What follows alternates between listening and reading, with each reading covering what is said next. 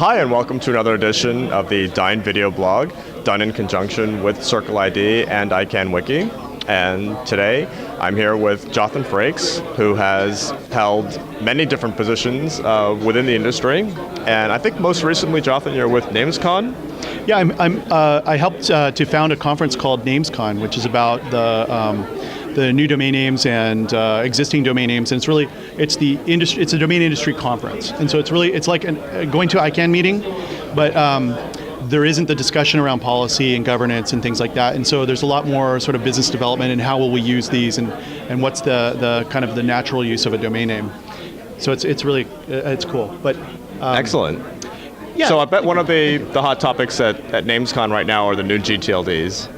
Certainly, and how are they used, and will they be used, and what will happen with them? And one of the most interesting things that has been happening, the first NamesCon was great. We when we put it together, we thought, gosh, I'm going to have maybe I'm going to have to plan for 400 people. Maybe I'll get 250 people because domain names are interesting, but maybe it's a small amount of people who are interested in domain names.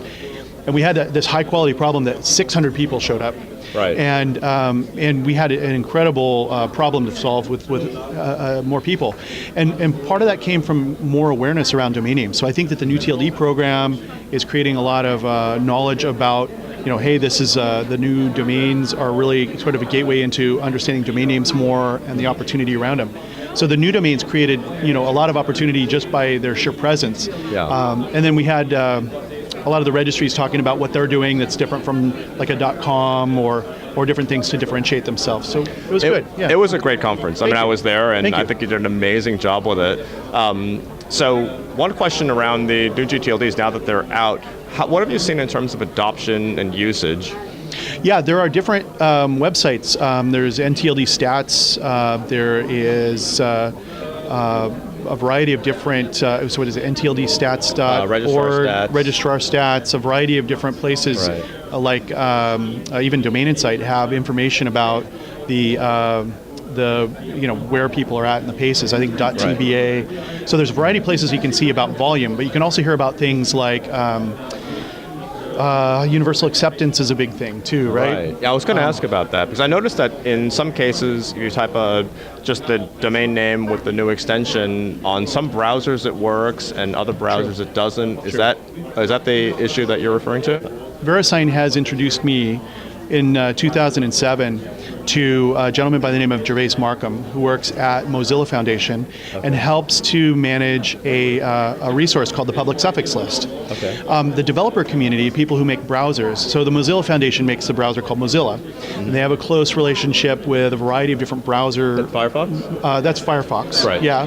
And then Google has Chrome, Apple has Safari, there's another called Opera, and there's other browsers that are out there. Right. And what the public suffix list is a project that I got involved in that for universal acceptance is quite important, because it has to do with IANA, who work with ICANN. When they add a domain to the root, it's added as an entry in the list of TLDs. But the public suffix list is an even more detailed list. So the IANA list might say .uk, right, but the public suffix list would then enumerate through all the pseudo TLDs, the transfer and administrative authority of like a co-UK, org UK, me UK. And a lot of software manufacturers, browser manufacturers use this to determine if something is typed, whether or not it's valid. Do I send it to search versus sending it to DNS? And so we've tracked to the new TLD pace quite well, because it affects some of the activities around certificate revocations and things, right, that are very important to the new TLD program. And the universal acceptance work that's being done now is helping the browsers understand how to best work with that list. And the list is very powerful with universal acceptance. because there's a lot of software libraries that use it, a lot of anti-spam, a lot of security. And Are most of the new browsers up and running with the new list? Most are, yeah. So Firefox and Google's Chrome work right out of the box. Although there is a bit of a lag. I mean, we're all volunteers on the public suffix list, Right. and so if we get busy, we may be a week behind or something, but we are getting them in. The default behavior is, of course, if something's not listed within Firefox, they treat it as though it's Search. a TLD. No, they don't send it to search. They treat it as a TLD. Okay. However, in Firefox, it doesn't naturally send it to search. So Okay. it's always treating everything like a domain name. Oh, I see. Yeah. Okay. But with Chrome has a sophisticated user interface called the Omnibox. And what that does is it's a one place to type whatever you're going to type. Right. And sometimes that's search, and sometimes that's a domain. Right. And so they use this to figure out kind of which is which. And then there's logic like, if there is no space and there's a dot in it, then it's a Right. domain. Right. Right. So there's simple things like that. Apple Safari, unfortunately, is still kind of trailing behind that. How it does that. It's got the single box that would receive a search term or a domain name, but each browser kind of does it differently. And Safari is doing they think differently.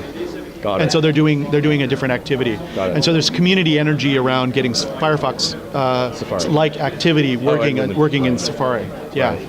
Well, that's great. So I know it's volunteer work, so I just want to say thank you because it's helping all of us You're welcome. use the internet. It's important work, and I have a lot of belief in the new TLD program, and but it also helps ccTLDs out in the world who are launching or changing and managing their infrastructure. So it's all about all of it working. Right.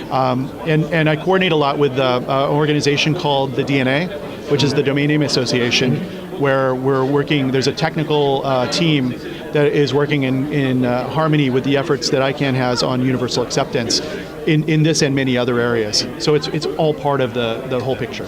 Yeah. Excellent. Yeah. Well, thank you very much for Thank not only your work, but also taking the time to Always a explain to pleasure. our audience what's going on in detail. Always a pleasure. And I look forward to seeing you in Los Angeles, I guess. All Thanks. right. Thank you. Yeah, Okay. it'll be a pleasure. Thank you very much.